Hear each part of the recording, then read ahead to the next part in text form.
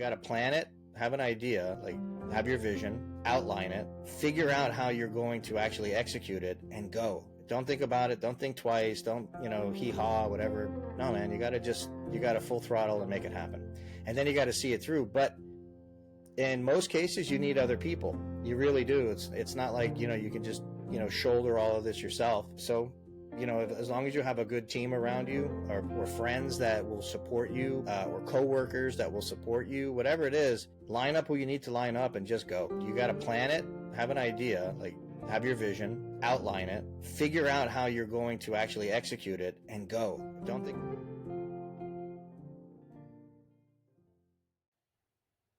Hello, everyone. Welcome back to Hospitality Bites. I'm your host, self-proclaimed hospitality hustler, mompreneur, and the founder of Hospitality Bites Media. It has been several months since my last episode, and in that time, I have grown Hospitality Bites Media significantly, including moving the show over to its new home at Walk and Talk Media. So why the move? Well, as a hospitality professional, a seasoned lifer, I feed off, no pun intended, collaboration and togetherness, and an exciting turn of events while I was attending the NAFM conference this past February with my crew, the Burnt Chef. I stumbled upon Walk and Talk Media around the corner from us, including today's guest, the founder of Walk and Talk Media, Carl Fiadini, or Fettuccini, as he said earlier. Carl joins us with decades worth of restaurant experience from in-house to distribution, generations worth of food knowledge, and most recently, the creative founder of Walk and Talk Media, which houses Apple's #1 food podcast, the official podcast of the New York, California, Florida restaurant shows, Pizza Tomorrow Summit, the U.S. Culinary Open at NAFM, and most recently, which I'm super excited about, they were named the North American Media Platform for the Burnt Chef Project. Carl, welcome to Hospitality Bites.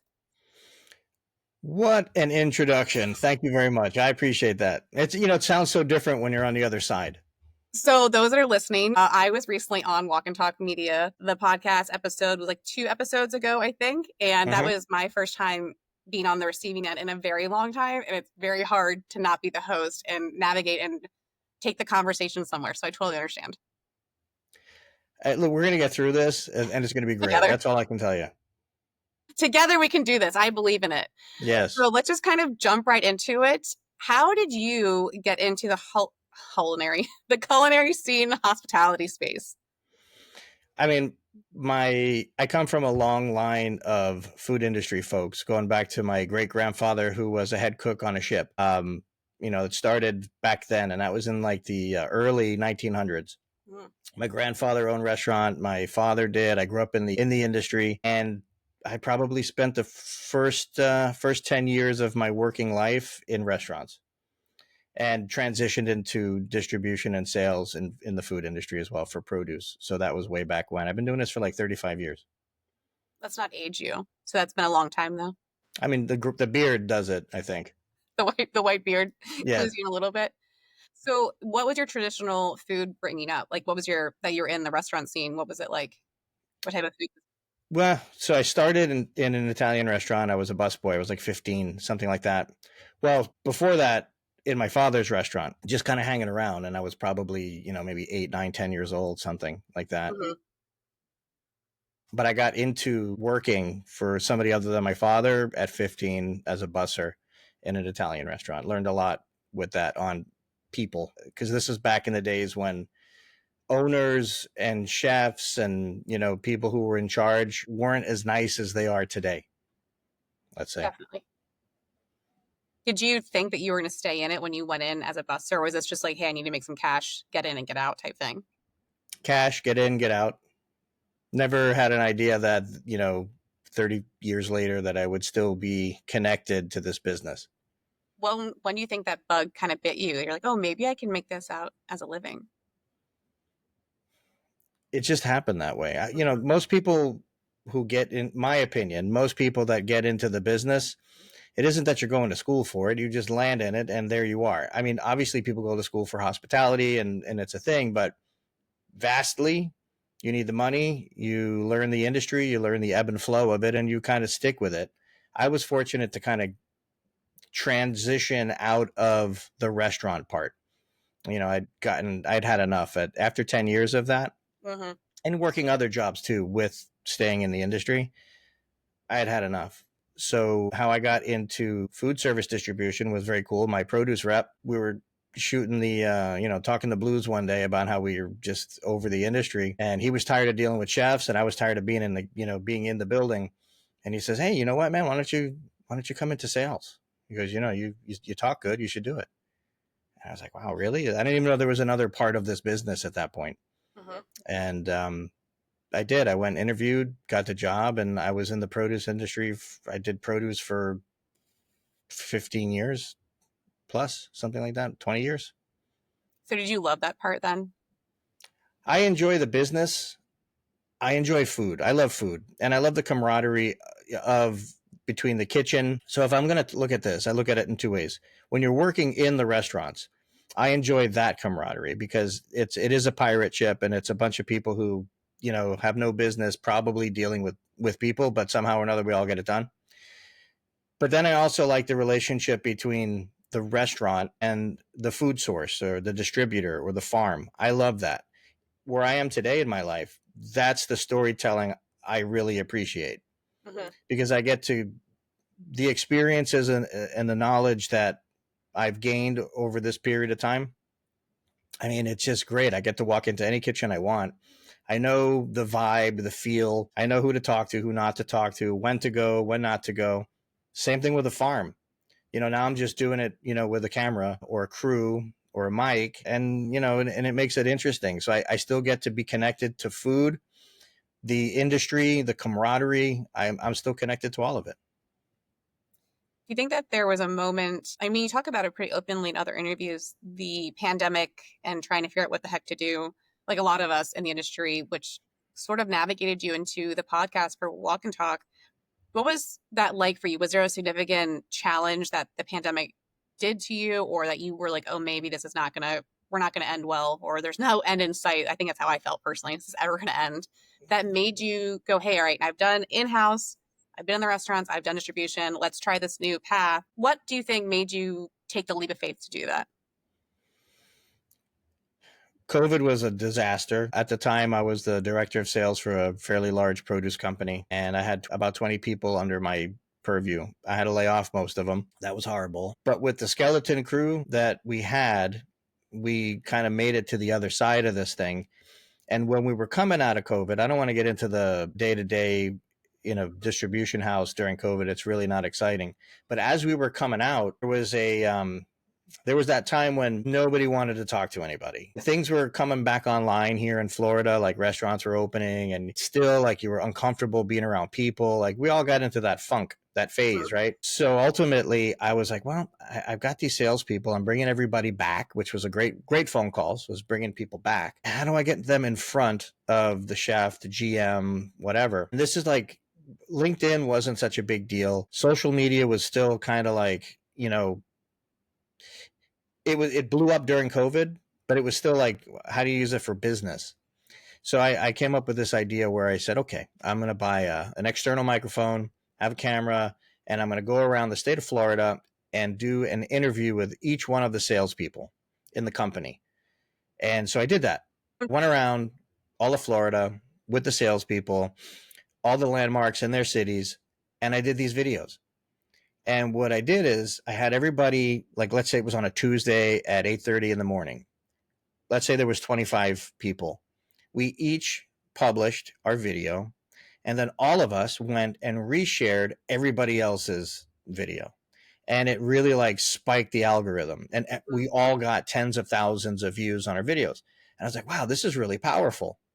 And it put a thought in my head on this needs to be something where it's part of the conversation. Social media and video has to be part of the conversation.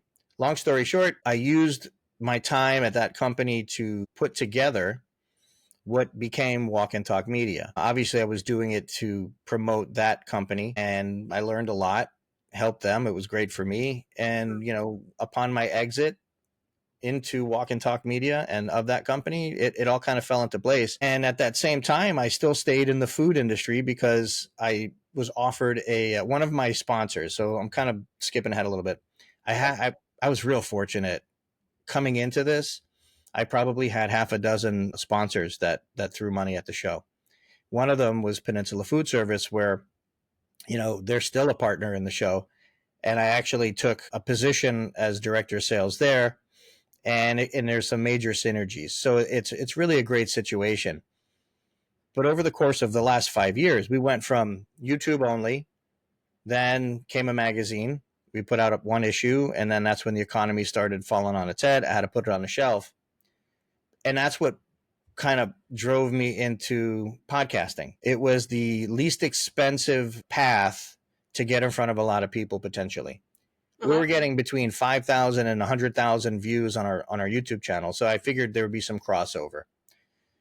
First episode was published in October of 22, and in 1 year, from October of 22 to October of 23, we hit 1 million downloads, and we started ranking. We started ranking in December of 22, and I didn't know that until later.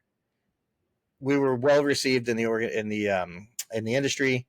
Foodies, people in the business, chefs, waiters, your dishwasher, everybody was kind of like embracing us. So we got really blessed, really lucky with that. And, here we are today. We got 4 million downloads. We're 48 out of 52 weeks a year. We're in the number one position on Apple in the food category. And we're ranking in another, dozen countries. And we're also number one on a regular basis in a handful of countries as well. So it's really cool, and it opens door after door after door after door. It's a major win. It's a beautiful thing. Isn't it fun to take a skill, just talking to people, and use it to have a job? Yeah, I'm not going to say, listen, so the ideas wise, I happen to have this like divine, I call it a divine download, where I wake up one day and it's like, boom, here's this opportunity to do something else with cameras, and we go and do it. But I can't, so John Hernandez, who's my number 2 in the operation, he's also a food photographer. He's a brother. I've known a guy for 30 something years. Without him, without Pooch Rivera, who's out of New Orleans, like, I have a good team of people around me. And of course, the partners that come on board are show partners like Rack Porcelain and Metro and these guys. Like there's a group of them that they support us. And because of them and the team around me, I am able to kind of like lift my head above the fray and figure out some vision and some direction. And what's the next cool thing that we can do? You said Rack. It was interesting when we were at the NRA show. I had seen it through your show, the plateware that you all use, but I had never met them in person. They had this ridiculously, I don't know who the art director is, but they designed a bridal gown out of their plateware. I couldn't stop staring. I took dozens of photos. It was just one of those things like, okay, that's marketing I've seen at its finest. You take something that should not be used for what it's used and make something so beautiful that people were stopping dead in their tracks, taking photos under this beautiful archway. And it was just great that they see the ability of using cool storytelling, like in a visual way, to sell their products too. It's not just about, okay, it looks great for a wedding, setting out the table spread or putting food in plate, just that other aspect of creative mind being brought into the fold. I was blown away. I was so grateful that Pooch invited me over to hang out during their happy hour, but just to see that, I was like, man, that's a great partner. That's incredible. It was truly breathtaking. I've never seen anything like it in any trade show, especially in a restaurant show. You don't expect to see something so beautiful. So kudos to your partners at Rack. I love them. Yeah, they, John, their president here in the U.S., Tina and Tanya, they're just a really good bunch of people. And and that's, if I'm gonna dart something at like what has been really great with this whole experience, 90% of the people that we've been partners with or who've sponsored us have been terrific, like great people, not just like, hey, the products are good. And I vet everything. We don't bring anything on board that's, suspect or poor quality or whatever. So putting that aside, these are good people and I enjoy working with them. And that's really that's like the unsung hero of what we do, is working with great people, whether it's the company, the individual, another podcaster, people in the media sphere, whatever. That's what's really great about this whole business. But also, yeah, it's also great to show that the industry isn't just the restaurant, the brick and mortar that people know of a restaurant. There's so many things that go into making a restaurant run, including plateware, where the food is sourced from, the paper that's used for any, their in-house marketing or visual storytelling. The restaurant industry has exploded, I think, since the pandemic, of highlighting what makes it run, not just what people perceive it as, which I think was the best thing for me as a takeaway from the pandemic, was seeing that there is so much beauty in other aspects of the industry and navigating these other career paths that you can have. Like for you, you went from in-house to distribution to now running this wonderful media company. And you touched on it briefly, but you had this vision of creating a print magazine and how to shelf it, which I think a lot of people understand that. What is the hope for that? Do you hope to bring that back, the print? Yeah, of course. We've been talking about it. It's going to come back in a digital format versus hard copy. Mm-hmm. But the thing about this media company, it's like the little engine that could. And again, forget me. If it weren't for people like, Pooch and John, and there's a whole list of individuals, but we come together and from nothing, we built something. And that's really the beautiful part of it. Yeah, I want to so we've pivoted. Well, let's see. It's been 5 years, right? Company's been around 5 years. And every single year we've had to pivot because of the economy of things. So the first year and a half, 2 years, sponsors were throwing money into this, and it was really amazing. And I couldn't believe actually what was happening. It was so great. I couldn't believe it. And then the economy started to like turn on its head a little bit.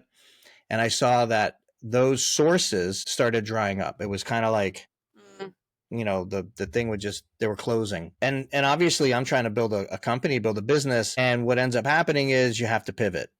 And I've pivoted every year of these 5 years to make a change, to kick the can down the road, to keep it going and all of that. And late 2024, you get the racks that come on and Metro and, Supercut systems and, obviously Burnt Chef Project. And there's just so many. I would say, I don't know, 7, 8 new partners came on board, show partners, brand partners. And it reinvigorated my feeling on the whole matter. It's hard to, and I'm not crying the blues in any kind of way, I promise.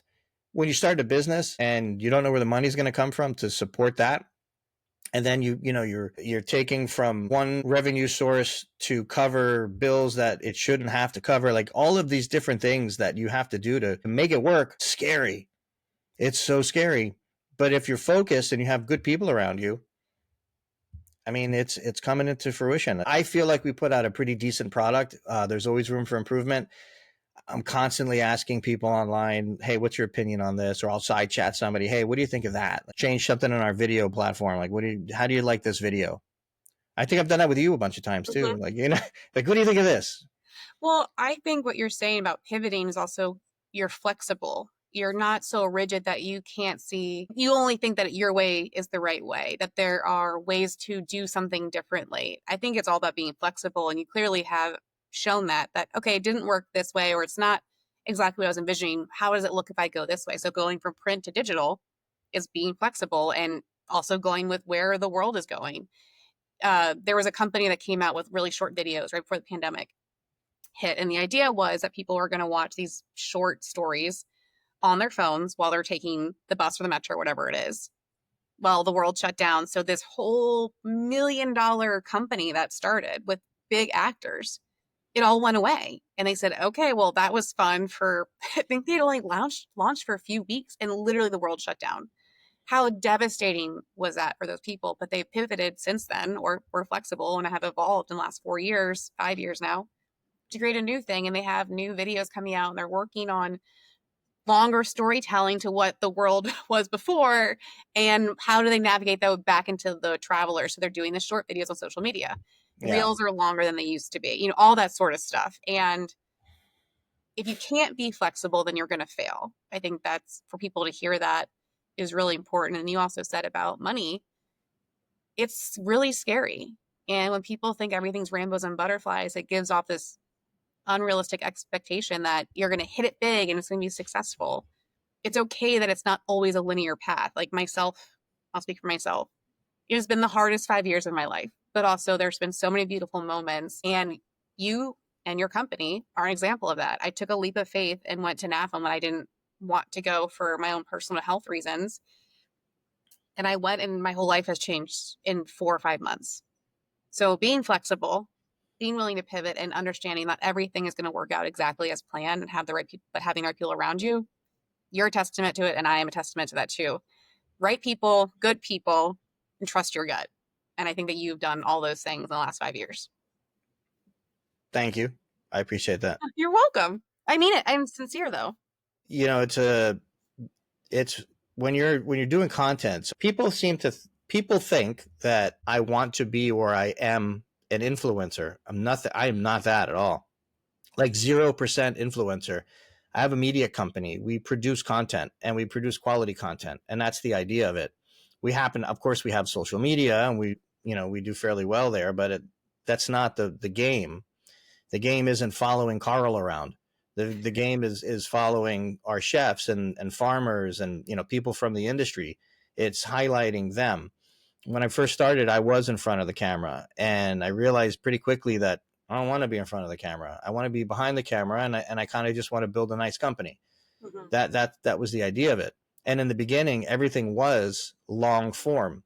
Our YouTube videos were like 25 to 30 minutes, and there were segments. It was a TV show. It was a legit food industry TV show. And it was pretty great. And then, everything switched over to 8 seconds, 15 seconds. And I'm like, wow, this is terrible. And I saw it. I saw it in the analytics, mm-hmm. Which was also part of the reason that I shifted towards the podcasting. I had people for years telling me, hey, do a podcast. I was like, but I don't even listen to podcasts. That's stupid. Why would I do that when there's video? When I can go into a kitchen and shoot a chef, creating great dishes, why the hell would I want to do a podcast? And then I started digging into it a little bit, and I was like, wow, 3 years ago, there was like a $2 billion industry then. And I'm like, okay, wait a minute. Let me look at this. And then just looking at the economy of things, and how do I get to dive deeper into the storytelling and do it on a budget?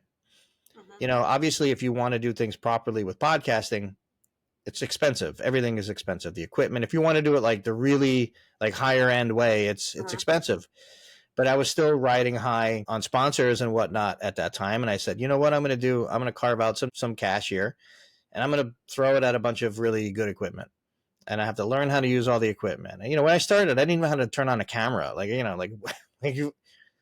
alone audio mixers and video mixers. And how does that work well with your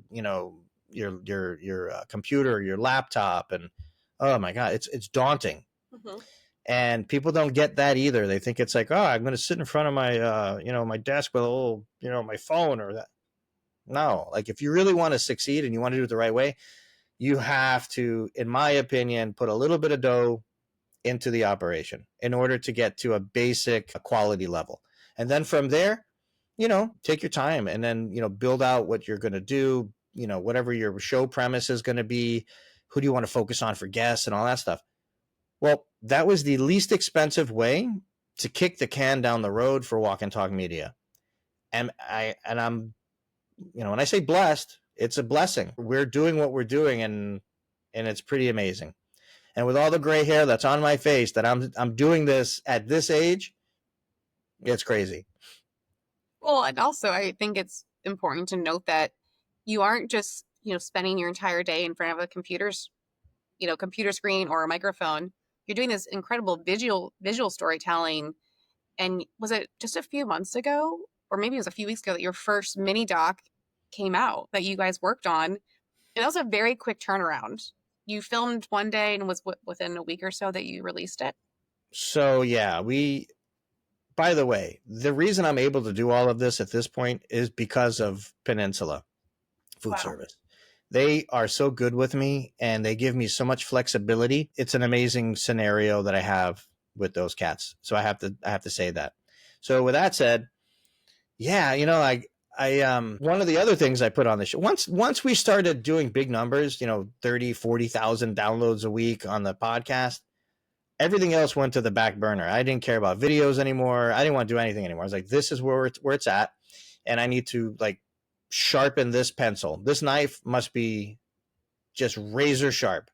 So that's where all the resources and time went. You fast forward to, 2.5 years later or whatever it is, and I realized that now it's time to come back to video. Video is still important. And that's kind of what happened over the last couple of months, actually, since maybe January, February. And also people don't get this, to have videographers and people on staff that can produce, it's expensive. Mhm. So in order for me to, like, again, everything is kicking the can down the road until you get some wins under your belt. I went in and I learned cameras. Like, I always not so all right, in the beginning, didn't know anything about any camera, any lens, any audio, anything. Very simple. It was like, oh, here's my iPhone and I can take a picture with my iPhone. That's what I was. And then it turned into, I have to learn, what's the best camera? What's the best lens? What are the best lenses? What's the best lighting? How do you have the best audio? Oh my goodness, it's another door after another door. And after, it's like, wow, thank God for YouTube University, right? Because that's ultimately, yeah, I learned what I had to learn, but I didn't have to do it all. I'm buying all this equipment. I just wanted to learn how to use it. But I had other people who were professionals doing the work. Ultimately, too expensive, couldn't keep it. So what did I do? I had to figure it out myself in a capacity where I felt comfortable to do it. Figure January, February this year, 25, I dove in. I built out a camera rig. I had all the parts. I had to buy some other little knickknacks or whatever, but I built out my rig. And I said, I'll be damned, I'm going to learn this. And I started with just B-roll over music, and it turns into now where I'm doing micro stories every week in the studio. Well, I got a bug in me about a month and a half ago, and I said, man, I want to do a documentary. I'm not going to film the documentary. I'm not there. But I want to do a documentary. I want to do like a short 8-10 minute piece. So I called up my buddy Parker, Chef Thomas Parker, and I said, hey, I like how you cook, man. He's fantastic in the kitchen, and he does all those pastas from scratch, whatever. I said, let's do a pasta dish. We're coming towards the end of the corn and blueberry season. We're on the Gulf. Come up with a dish, man. And the dish is the focus. You're the chef, and you're gonna go forage. It's just gonna be cool. So we did. He came up with this badass dish with Gulf shrimp and corn and blueberries, and we ended up going. I brought Will Brown, who's a terrific videographer. We went, and in one day, it was about 12 or 13 hours or so day, we shot everything. We went to the docks in Tampa. We went to the cornfield, talked to the farmer. We talked to the blueberry. Like, we went everywhere. And it was a rainy day, and I thought this was going to be awful. It was beautiful. As it turned out, in a week, now normally things like this don't happen in a week, but we were all in concert in saying that we want to have a finished documentary ASAP. We turned the whole thing around in 1 week, and I thought it came out really great. I mean, I am now a executive producer of a short documentary, whatever. I don't know. No, see, you do exactly what I do. I don't want to give myself a title because you title yourself. It's like you're, knighting. But it's true. You were the creative producer and you directed it and you put it together in less than a week. I wrote it on my LinkedIn post and I meant every word. It was so beautifully done because you highlighted also the gentleman that owned the shrimp boat. And he talked about this is his livelihood and how important it is for him to be recognize that this is how he sustains his family, how he sustains everything in his life is by going out in his boat every day, day in and day out, no matter what the weather is. And so I think having that rain with the background and everything was so poignant to what he was saying. And it made it so beautiful when he put the composed dish together to have Chef and talking about the dish itself, because you just kind of married two worlds. You married the person that's producing the protein and the guy that's putting it together in a kitchen in a really lovely, well done way. And I was just thoroughly impressed how fast you did it. I'm in the midst of making a documentary and I'm a year into it. I've only done the first portion. So these things don't happen that quickly typically. And to do a short doc so well done, just the people that were involved in the process, you picked great people it shows the power of having the right people in your corner to do something that have the same vision. And that shrimp doc was perfect. So good. Thank you. I mean, again, these documentaries, that's where I want to be. I'm putting some things together now where I'm hoping that that's going to become part of our, I'm not hoping, it is. It's now part of what we're offering as a media company. So this is something that is really important to me because it allows to tell the story. But again, it doesn't have to be me. I don't need to be the face. I don't need to be the voice. This is like taking the people like that. The shrimper's name was Morris, and Morris, that guy is a gem. He is a gem, and just like a hardworking regular guy, Joe, whatever you want to call it. And when he was telling the story, and it happened all like organically. It wasn't something where there wasn't any script per se. It's a documentary. It's an organic conversation, and he's talking about how sometimes he'll make $10,000 in a month. That's great. And then his last time out, it was like $1,200 or $1,300 or whatever it was. That's the hard life. But these are the people that are getting us our food. I don't know. To me, I think there's a real beautiful emotional tale to be told in these situations. So I agree. that's where I want to be, man. I'm into the documentaries now. Isn't it fun?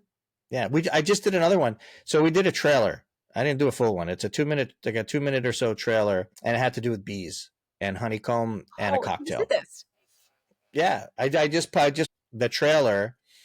I don't know, a couple of days ago. Right. And that's another one. Huh? Awesome. I say, yeah, you just did it. This was like today's June 23rd, and it was 2 or 3 days ago. Yes. And that was another quick turnaround. Again, we're trying to do this in a way where it makes sense.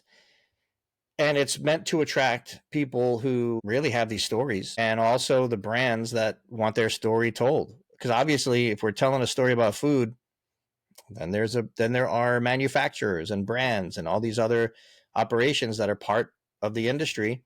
And you know what? Everybody needs their story told. And here we are at Walk and Talk Media to kind of hopefully bring that to everybody. It's pretty cool. What have you learned about yourself in this last couple of years of getting this media company off the ground and trying these new things? It's very scary to try new things, but you're doing it. What have you learned about yourself? Put fear in the backseat. Okay. If you're looking at your budget, your household budget, and then you're looking at whatever your income is, and you're like, well, geez, how do I do this? You got to plan it, have an idea, like have your vision, outline it, figure out how you're going to actually execute it, and go. Don't think about it. Don't think twice. Don't, hee-haw, whatever. No, man, you got to full throttle and make it happen. And then you got to see it through. But in most cases, you need other people.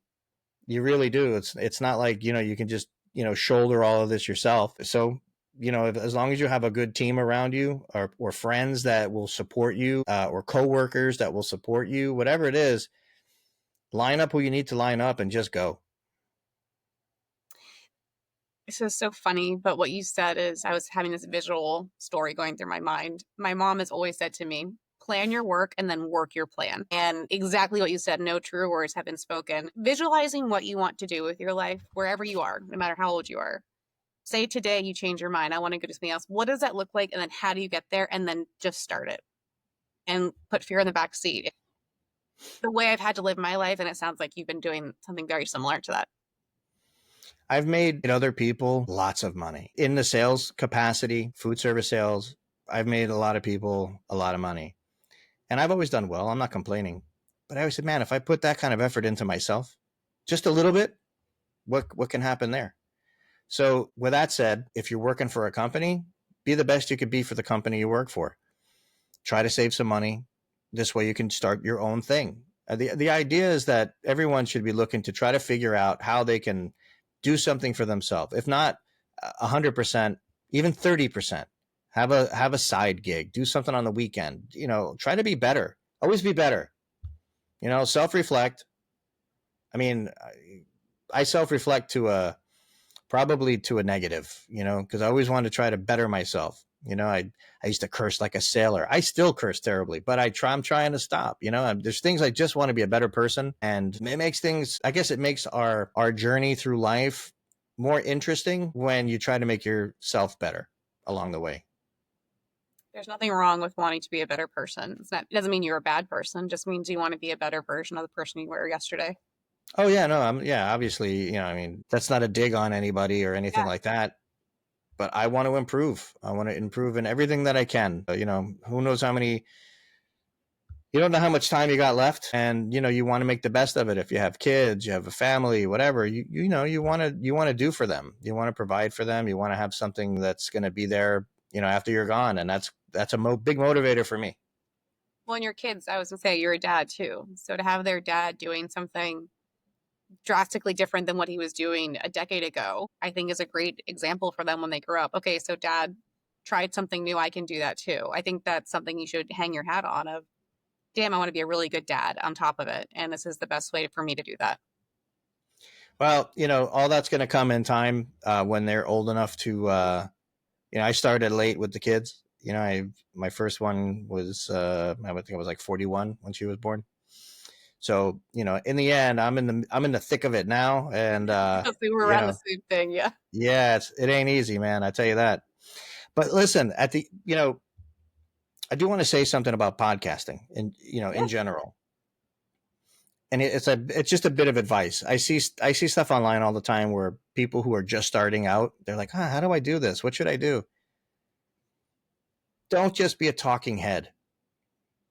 Get out, whatever field you're in, go to the trade shows, go to places where other people that are in your field are. And that's how you learn stuff. And that's how you get people on your show. That's how you find sponsors. That's how you do all of those things.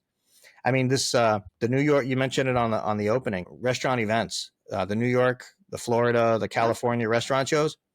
There are no independent podcasts attached to trade shows. Trade shows have their own in-house podcast, but that's different.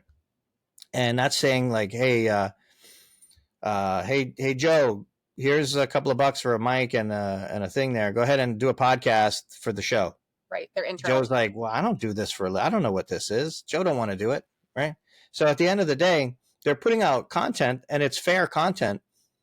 But what we're doing is absolutely different. It's disrupting the whole way things are done at trade shows, because now they're taking, this group brought us in as an independent show for their trade show group. That's, for me, that's the biggest sale I've ever done. And it's not even about like the dollars that could come out of this. It's the fact that I took this didn't exist 2.5 years ago thing, and now we are part of 4 major trade shows around the country. It's amazing. In California, To me, that's the kind of stuff that is a driver. That's my motivation. The U.S. Culinary Open where we met at NAFM, with Nick and Chef Nick and Chef Polly. Oh my God. Like, we're the official podcast for these guys. They're with Michelin and Beard Chefs and, Food Network winners and all these. It's crazy. So I don't know what to say other than I'm so stoked about where we're going, and I'm stoked that you're going to be, part of what we're doing as well. And it's a big deal. And Burn Chef Project is going to be with us along the way. And, there's so much to do, man. Like, really, there's so much that we're going to do that's positive for the industry. Well, you said it. The trade shows, attending when you can or where you can, doesn't have to be huge. You can start at your local association, whatever that is, or networking. Just go talk to people. That is the only way I've got people on my show in a remote setting. I've had people that I never thought I could talk to in my life by just sending an email. Hey, I saw what you wrote on LinkedIn. I'd love to chat. And then it was Instagram. And then I'm talking to people that I'm a fan of, and then I become close with, and I get to learn about them. And it's just really wonderful when you put yourself out there and network with people in the same industry that aren't in your normal bubble. It's okay to be scared to talk to someone. I think it's kind of like dating. You haven't done it in a while. It's like, oh God, how do I talk to this person? Especially now everything's remote and digital. To talk to someone in person is a very different thing than talking to someone online. So I just have done that recently for myself, also getting out there on my own, traveling by myself. And it's really scary, but it's been so darn worth it. And I'm really proud of myself. I think that people would be proud of themselves too. And then you have a really great pool for guests when you do that. 100%. If it's up to me, I would only do in-house in studio recordings if I could. I mean, obviously that's, it doesn't work like that logistically, but when I have somebody that actually comes to the studio, sits with us, because there's always a chef cooking, regardless of who's on the show, there's always going to be food. So we're breaking bread together. There's cooking, the film, all that stuff that's happening during our production day. It's pretty amazing. And the relationships that are built because of, like they say, a lot of business gets done on the golf course, right? Well, Same reason. Yeah, well, now it gets done in the green room, right? So, at the end of the day, that's the I think that's the secret sauce, but don't tell anybody, okay? Yeah, just for the people that are listening Just for the people that are listening. and your followers. So what is your hope and the future look like for Walk and Talk? To take over the world.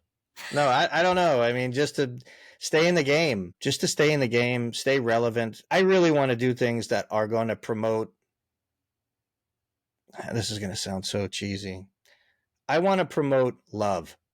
And that could be love for the industry, love for people, whatever. I just want to do things that people enjoy, and to know that there are avenues to go down where it doesn't always have to be negativity. We're surrounded by just negative everything. You turn on the TV, negative. Put on the radio, negative. You pick up your social media, hate, hate, hate. Man, I'm tired of it. I'm so tired of it. So for me, I want to do something different. I want to promote the love of something, the good feelings of something.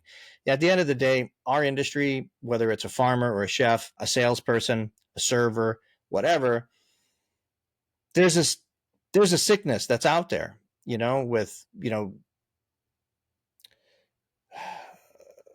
I want to say that? Mental health challenges are a real thing. And, suicides and drugs and all of these things are a regular occurrence. People look at chefs and they're like, oh yeah, the chefs. Guess what? Salespeople are as bad or worse than the people inside the restaurant. They got it worse. The farmers too. Our whole industry is littered with landmines. Mm-hmm. So, when you're talking about like the Burnt Chef Project or, Ben's Friends or any of these other groups that are out there, man, I want to be there. I want to be there to help promote, support, and just put out the positive vibes, man. That's where I want to be at this stage in my life. I don't have time for any of the other garbage.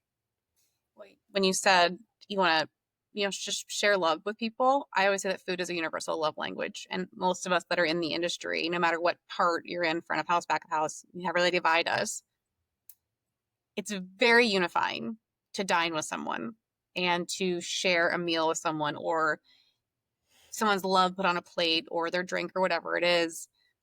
Our industry that gets forgotten a lot with the glamorification of social media, and just looking at something versus actually embracing the whole thing, to taste the food, to watch how it was made, all the ingredients that go into it, where it came from, the plateware, going back to your sponsorship with Rack, like all of those things have a place, and everyone does it because they love what they're doing for the most part. And the passion can be forgotten. And it's a quick flip up the screen. And what you're doing is what a lot of us that are now in this space trying to accomplish, is sharing the stories of those that may not get the opportunity to have their stories shared, and share a little bit of positivity, even if we have to highlight some of the bad stuff. It's to give those that may feel bad hey, we see you and we're here for you. And I'd love to share your story when you're ready. And I think that's what you guys are doing. I think the partnership with Burnt Chef, I can speak to that pretty detailed. It's exactly what we want to do. We want to give people a voice, use a company and media partner such as Walk and Talk to help facilitate those conversations, offer resources, and really put some love back into the industry that a lot of love's been sucked out of for a very long time. So it's not cheesy. It's very spot on. I am right there with you. I'm trying to humanize the hospitality industry. That's all I want to do, is I want to make it a safe place for the next generation, including my daughter or my son. He's just, he would not sustain. My daughter's a little more tough. She could probably do really well here. But yeah, that's what I want to do. Is I think you're on the right path. Walk and Talk Media is a force now in the industry I see you everywhere on my platforms, and I think you're doing a great job. So I'm just privileged to now be a part of it. So thank you for welcoming me into the Walk and Talk Media family. It's an expanding pie. I'm thrilled. So what you're doing is in the same breath as what we're doing. You bring a different perspective. I paint with a broad brush. We cover all aspects of all food, everything in the industry from the beginning to the end. And what you're doing, you're dialing it in, and you're very particular. You have a lot of different guests and you talk about different topics, but your overall platform is very tuned and dialed in, and it's very specific. And I feel like that's a very necessary part of the business to talk about. So kudos to you. And, I think that you've probably had as much or even more struggle than what I've had in what I'm doing. So at the end, it's, that whole little engine that could scenario. That's us, man. And the more that we can, work together and bring others who have similar messages into the fold, the bigger it gets, and the better it is, and the more ears and eyes are out there for us, and it's for good. Yeah, that's the thing, man. Like there's so much crap out there for negative. Oh man, I'm so tired of opening. No, I don't even want to say that. I don't even want to say it. I'm so tired of opening social media and it's just nothing but horrors everywhere. My gosh, everything is disgusting, and I'm tired of it. I mean, everybody likes the pictures and the video, but I'm tired of it. Like, I don't want it anymore. Like, stop! Oh my god, stop, please. I understand. Fun. Let's do fun. Let's do things that are interesting. Let's do things that are educational. Let's do things that are going to bring people together and not spread them apart. Oh my gosh, I'm ranting. To clarify, he said horrors. I just want to make that very clear. That's what he said. Because I was like, I wonder what the AI will say. That's what he said. He said horrors. No, I agree. It's so darn heavy too when you turn on your phone or you look at it, and it's in your face and it's in our pockets. It's everywhere, and what feeds it can be negativity. So the more people that are putting out positivity or willingness to be open with their stories, I think for the better, so it gets across to someone's screen. You never know, because algorithm can pick something up anywhere. And if it's like, hey, I want to talk about this really cool honey farm from Florida that's now creating this unique little cocktail with this restaurant down the street, I might now want to go try that because I just happen to be in Florida and it picked up for me. That's the type of thing that social media needs, and storytelling for the food industry as a whole. So yeah, you're spot on. Let's get rid of some of those horrors. I'm pretty sure I'm gonna get flack for that. All right, but here's the thing. This documentary trailer that we did about the honeycomb and the bartender, that was so organic and it happened like quick. I went to dinner with my wife last whatever the other night, last Friday, let's say, and we found this new restaurant, local, not far from us, and it was so pretty in there. Like, it was really well done, and the food was good, and the cocktails were good, and I'm like, man, I need a place to shoot, this piece. So I went over to the bartender, and it happened to be the head guy, and I explained what we wanted to do, and he was like, oh, that's great. I saw him, my wife did actually, and pointed it out. He talked to the owner. The owner made his way over the course of the evening. He found our table and introduced himself. And then before you know it, we're talking, and then I asked permission to use this place. He said, sure. I said, man, I just need to find some beekeepers now, local, right? He goes, I have a friend of mine who, it was 3 people removed from the owner, and we found our beekeepers and this all happened in one night. One night, it all got put together. There was a vision, there was an idea, and in one night, all the pieces came together. And by Tuesday or Monday, whatever it was, I had the team out in the field shooting, and we went back. Yeah, we did everything in like it was a handful of hours, man. Like we were at that restaurant by 7:30 in the morning, and we filmed, went to the beach. We were done in like 5 hours altogether. So I still had the whole rest of the day to do my other work and everything else. It was pretty amazing. I mean, what are the odds that the person happened to know a beekeeper? It's such a niche career to have, to be a beekeeper where you are in Florida. As it turns out, They're a ton. There are a lot of people involved in bees. I have no idea. Yeah, I mean, I've learned a lot in the last week about bees. I mean, one of our new partners is a company called Pass the Honey. I saw that. And, yeah, like they're very into the whole regenerative thing and save the bees. And they work with a lot of beekeepers across the world. And they're actually working with universities, helping to build curriculum about bees, honeycomb, and all things involved in it. So it's a pretty big deal that they came on board with us as a media partner. But I needed to do something quick and fast, so I had to find some local, beekeepers and hives and all that stuff. So this is the fun part of it. This is like I love this. It's an adventure. It's an odyssey. On Sunday, that Sunday, and I don't know these people. I just got, I got a name from a name from a name, and I'm like, hey, this is what I do. We're going to do a documentary. And he's like, yeah, come by. I'm in the middle of BFE, like really, like in the middle of nowhere. And, you have to go down, like, to get to where the bees are. You have to go through this like wooded road, and it's all like there's old like structures on the property, and you're like, where the hell am I going? And here I am talking to this guy who has bees. He's a beekeeper, and I'm like, yeah, I filmed this stuff, and he's like, great, let's do it. Here we are, boom, it happened. How did the crew feel being on a bee farm? Were they nervous? It was the first time for us all, and we all got to put on our beekeeper outfit, and really wild, man. Like, thankfully the bees were not. There are aggressive bees, and there are times when more docile bees get aggressive, and that was like the perfect day. Like, I didn't get stung, nobody got stung, and you're actually. They're pulling out the rack with the honeycomb on it, and all the bees are everywhere. And he's like, oh, look, there's the queen. And he's going into all of this like educational stuff. And it was great.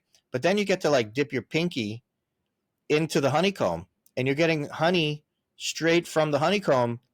And I've never done that before. That was amazing. Like, that was one of the coolest. That's going to be one of the coolest stories ever from Walk and Talk. Like, how fun. Yeah. But it's an important story to share. Like you said, this company is trying to educate folks on the importance of bees. We tell our daughter every day, because we have dozens of bees around our house, don't swat at the bees, because we need the bees for all of the trees that we have, all the flowers you love to pluck. We need them. And it's, you're so quick to swat a bee or stomp on one or whatever it is. But that's why they have people that come out and will take away a hive from your house, and they will put it somewhere else, because they are so important to our ecosystem. So I think it's a great story to tell, and having people use honey in their restaurants too.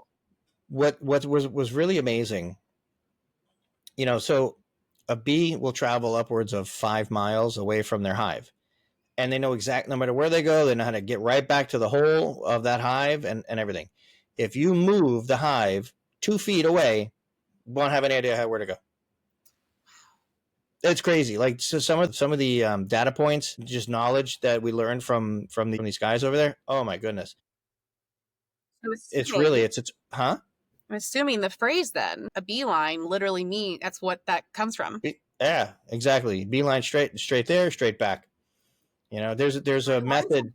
There's a method to move a beehive even 2 feet. It's crazy. Well, on that note, I feel, one, I'm learning something at the end of our show, which I always appreciate. I always want to take something away. So I learned about bees, learned about Mark Carl, and I'm excited to be joining, again, like I said, the Walk and Talk family. So Carl, where can everyone listen to Walk and Talk podcast, watch your documentaries? Where should they go?